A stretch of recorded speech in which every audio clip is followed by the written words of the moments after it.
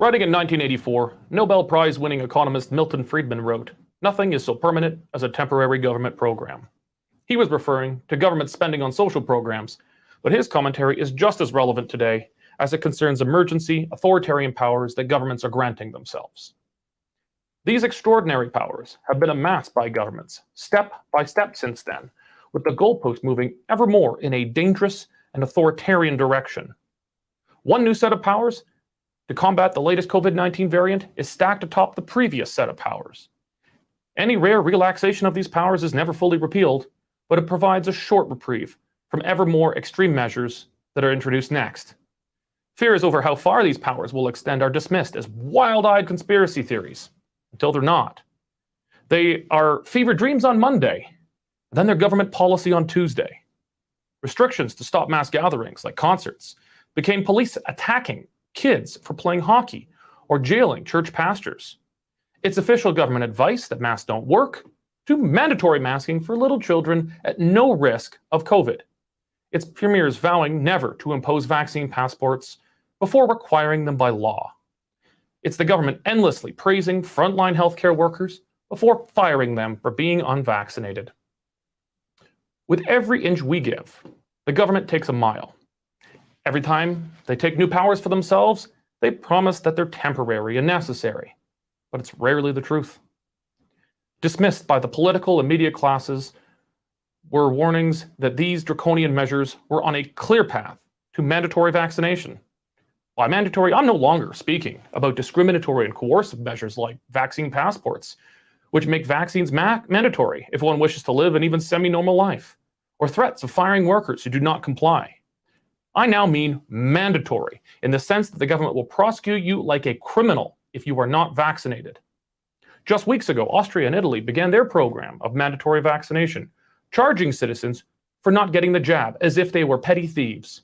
The silence of the Canadian political leadership and media should have been a clear sign enough that they didn't think that it was such a bad idea. But none of them said it out loud until today. Federal Health Minister Jean-Yves Duclos told the media that he believes provinces are likely to soon introduce mandatory vaccination. Quote, "What we see now is that our healthcare system in Canada is fragile, our people are tired, and that the only way we know to get through COVID-19, this variant and any future variant, is through vaccination," Duclos said on Friday during a news conference. Based on his, quote, "personal understanding of what we see internationally and domestically," end quote, and the conversations he's had with health ministers across the country over the past few weeks, Duclos said he believes discussions around mandatory vaccination policies will be coming in the near future.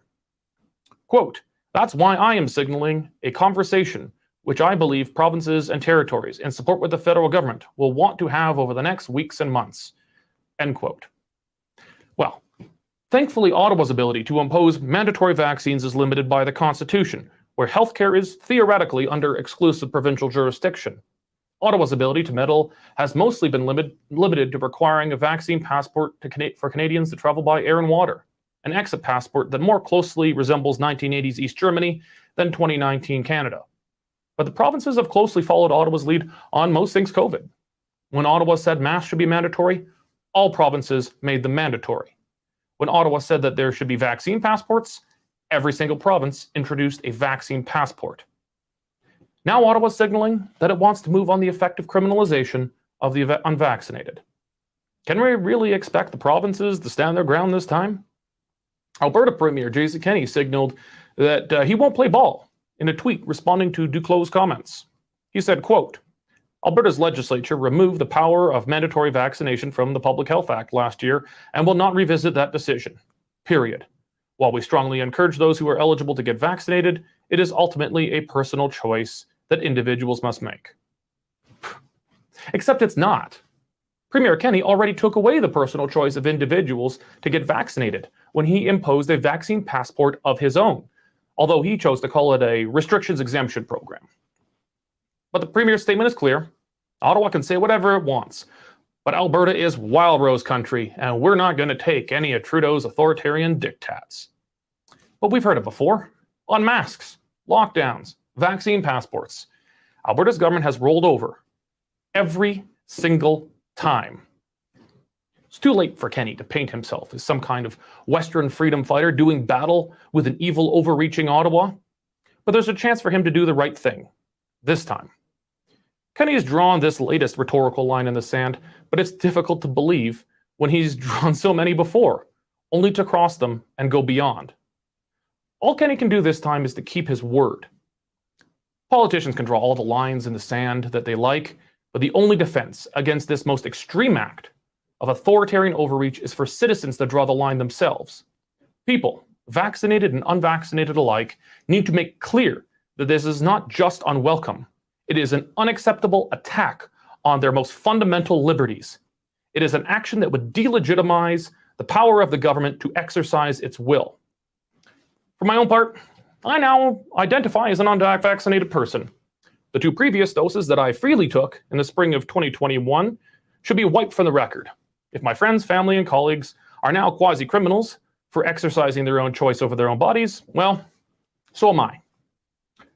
There is no good place beyond here. This is the point of no return. Beyond here is only a dark descent into a world that is unfit for free men and free women.